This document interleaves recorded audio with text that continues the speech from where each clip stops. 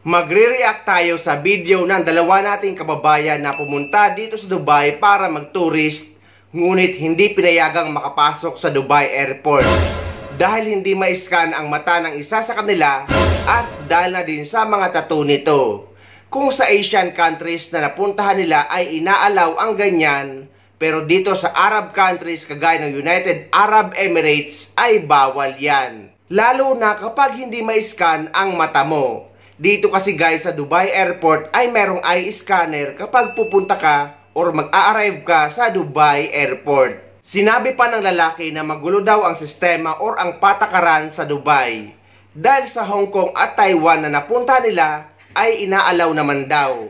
At ang pagkakaalam daw nila dito sa Dubai or sa United Arab Emirates ay open country. Bakit daw ganito? Trinato daw silang parang kriminal at parang garbage dito sa Dubai. At sinabi pa ng kababayan nating babae na na-discriminate daw sila dahil nga hindi sila pinapasok sa Dubai Airport para makapag-tourist dito. Yo, what is up? It's your boy, Solar Boy. So ayun, nandito nga tayo sa Dubai Airport at makikita nyo naman sa Bilyones ang aking asawa medyo problemado dahil nga hindi ma-scan sa immigration yung mata ko para makapasok as a tourist for 4 days. So may visa naman kami kaso nagka-problema daw sa pag-scan nila, dito ma-scan yung mata ko. Kaya ito, dito na nagsimula yung aming problema kung saan na kami dinala niyan. After ng biyahe namin from Manila to Beijing to Dubai, bali nasa 20 hours siya tayo. Bali nakarating kami dito sa airport ng Dubai mga 4:30 to 5 AM kasama yung mga pag-delayed flight tsaka yung mga pag-waiting namin.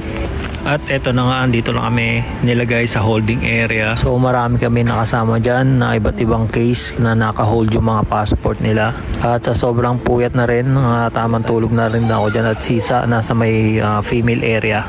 At eto makikita nyo dyan yung mga female section kasama yung mga bata. Actually marami kami gustong tanong kung bakit gano'n, bakit ganito sa immigration, kaso sobrang hirap nila kausap, mga suplado medyo masusungit. Grabe, sobrang iba ng culture nila. Tsaka yung sistema nila dito sa Dubai napakagulo. At medyo hindi pa rin ako makapaniwala dyan kasi pagkakaalam ko open country na to. Ha? Na-request mo? Oh. Sa Pilipinas niya gagawin. Ay, this is what you call airport tour. Galing, saya-saya. Huwag ka mag-alala, web. Sasamahan kita. Sasamahan kita. Ha? Huwag ka mag-alala. Kahit ikaw lang na-deport, sasama ako pa uwi. Siyempre hindi kita iiwan. Very good. Ano ba yun? Ako lang tutuloy. Hindi pwede yun. Grabe to nangyari sa amin ngayon, guys. Hindi ko akalain. Sa palabas ko lang ito napapanood din. Sa movie lang. Yung mga nahuhold sa isang kwarto na sobrang tagal. Tapos pinagpasapasahan yung passport namin. Grabe. Goodbye, Dubai. Ba't nga ba? Tayo do-deport. Ba't nga ba? Hindi nila mascan yung mata ko. Yun lang. Toothbrush. Sa Hong Kong naman tsaka sa Taiwan pwede. Dito lang di pwede. Alright. My good friend.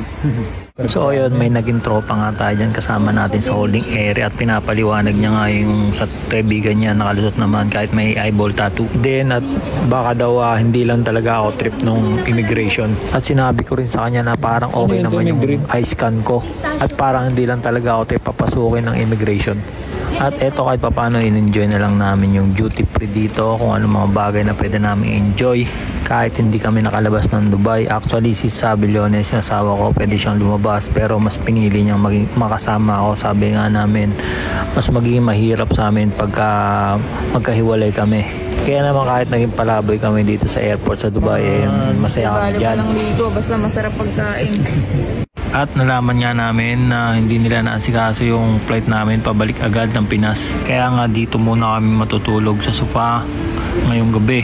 Napakalamig nga dyan kaya maaga rin ako nagising at nag-almusal. Kaya naman wala kami magagawa dyan kundi puro pass your paper dyan para sa aming pagkain. Meron pala sila veggie Day Burger sa 3. McDo.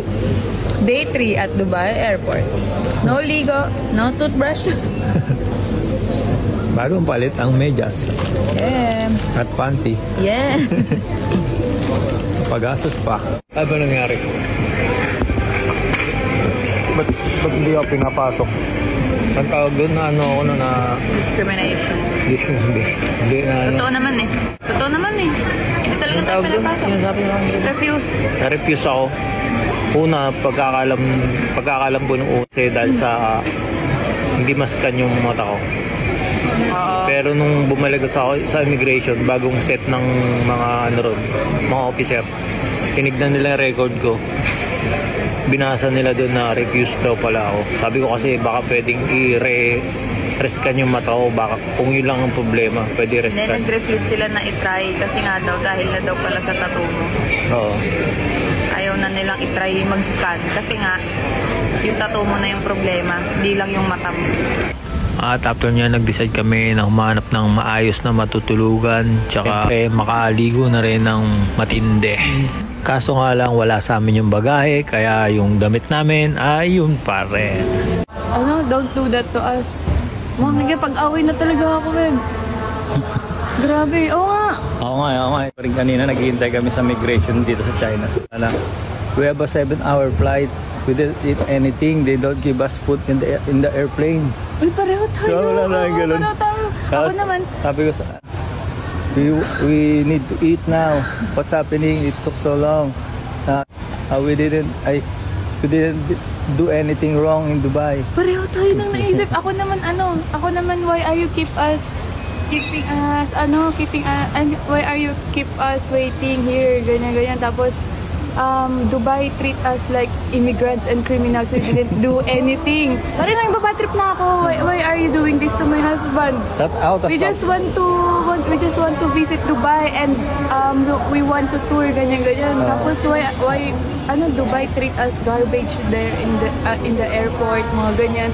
Ang masasabi ko lang sa naging experience ng dalawang kababayan natin ito bilang isang matagal ng OFW dito sa Dubai, United Arab Emirates, na ang Dubai ang isa sa pinakamay magandang patakaran at rules sa airport.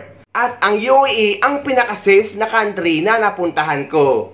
Hindi lang talaga sila pinapasok sa Dubai Airport dahil nga sa halos mapuno na ng tattoo ang kanyang mukha at hindi pa ma-scan ang kanyang mata dahil sa eye tattoo. Hindi pinagbabawal ang mga hip-hop at pagtatattoo dito sa Dubai. Pero kung ganyan naman sa kababayan natin na halos mapuno na ng tattoo ang kanyang mukha, ay hindi talaga siya papapasukin dito sa United Arab Emirates or sa Dubai Airport at sa iba pang mga Arab countries. Nakapag-travel na rin ako sa iba't ibang bansa sa Asia kasama na yung nabanggit nila. Doon kasi guys sa Asia ay wala namang eye scanner, pero dito sa Dubai or sa United Arab Emirates ay ibahin nyo dito. Kapag hindi may scan ang mata nyo at ganyan ang itsura nyo, ay hindi talaga kayo papapasukin dito. So sa kagaya ko mga OFW dito sa Dubai, United Arab Emirates, ano ang masasabi nyo sa naging experience ng dalawang kababayan natin?